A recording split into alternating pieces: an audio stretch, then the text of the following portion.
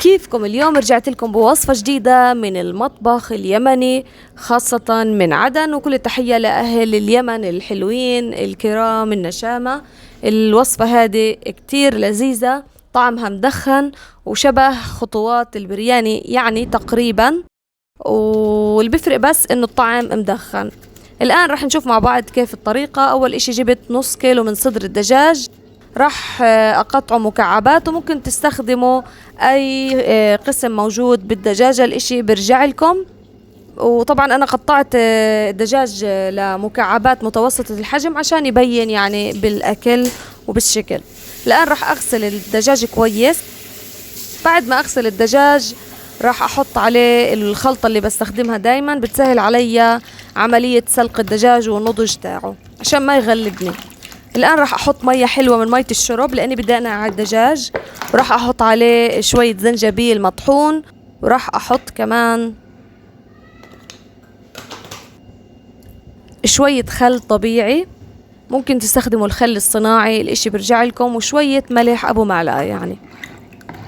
وراح أقلب المكونات وأسيبهم يمكن ثلث ساعة ربع ساعة بيكون كويس. الآن راح أستخدم تقريبا 5 بصلات ل6، راح أقطعهم شرايح زي هذا الشكل اللي انتوا شايفينه قدامكم. طبعا أنا بقطعه علشان أنا بدي أقليه.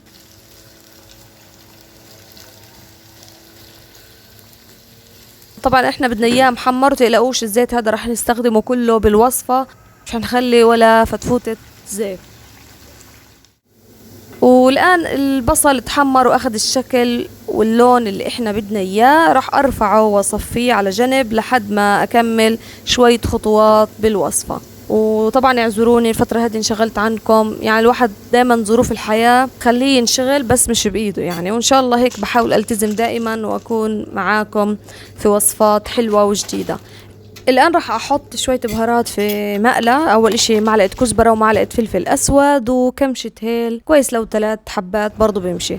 وراح أحط شوية كمون، مفروض معلقة بس أنا ما عندي، بس هاي الكمية الموجودة. راح أحط قرفة، برضو بتستخدموا عود ممكن بدل الفتيفتات اللي أنا حطيتها، هي يعني آخر القرفة اللي عندي. والآن بعد ما حمرناهم وطلعت ريحتهم، أهم إشي تطلع ريحتهم،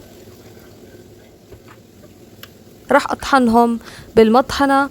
والآن صارت البهارات جاهزة عندي، راح أستخدمهم في الوصفة، ريحتهم عن جد كتير حلوة وبتشهي. الآن نقعنا زعفران في كاسة، أو ممكن تستخدموا العصفر الشعر. الآن البصل راح أحطه بطنجرة كبيرة، راح أحط عليه كوزين من اللبن اللي هو الزبادي. دايما الناس بتستغرب وتقول لي إيش هو اللبن وإيش هو كوز اللبن، هو الزبادي. والآن راح أحط الدجاج، وراح أقطع بطاطا مكعبات صغيرة وراح أحطها. والآن هحط كمان معلقة ثوم مهروس، وراح أحط كمان البهارات اللي إحنا اشتغلنا عليهم وطحناهم. راح أحط ملح حسب الرغبة، يعني معلقتين كبار بكفي. راح أستخدم ثلث كوب من زيت البصل اللي قلينا فيه البصل، قلت لكم مش راح نهدر ولا نتفة زيت.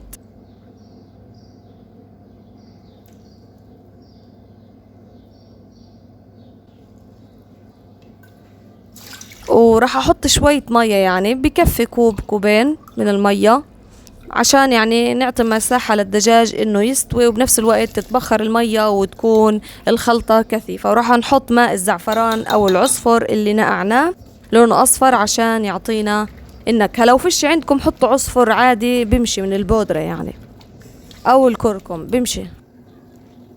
والآن غسلنا الرز، طبعا احنا حنسلق الرز نص سلقة.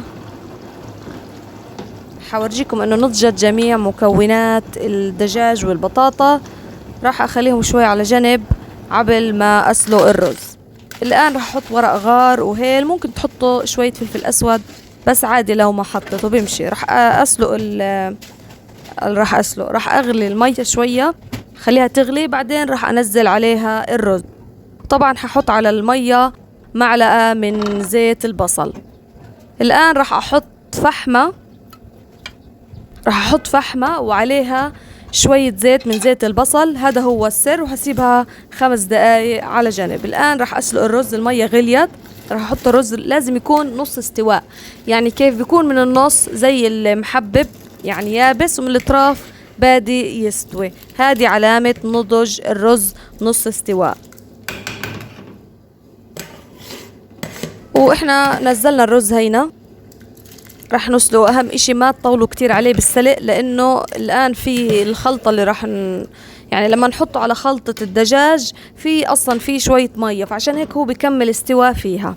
الان الفحمة تقريبا يعني طفت، والدجاج اخذ نكهة الفحم. عن جد هذه الوصفة حلوة يعني عجبتني. بعد ما نخلص حنقلب شوية الدجاج والبطاطا والخلطة علشان يعني هيك تتداخل مع بعض النكهة وتصير حلوة. وححط الرز كله مرة واحدة.